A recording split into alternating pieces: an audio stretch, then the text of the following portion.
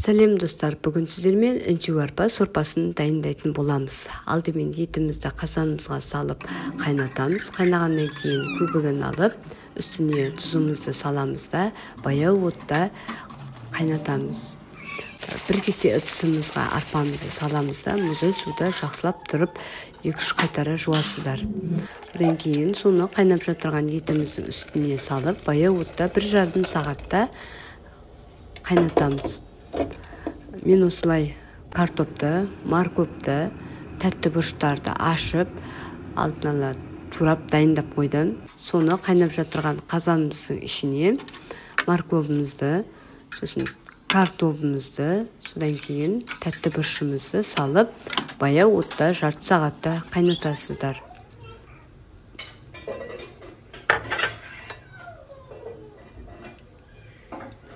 Піскеннен кейін осындай әдемі сорпа болады. Ыдысымызға саламыз да, үстіне ащы қиярымызбен әсемдесеңіздер болады. Дәмі тіл үйреді. Асқазанымызға әрі жеңіл, әрі пайдалы сорпалардың бірі. Астарыңыз дәмді болсын. Жасап көріңіздер.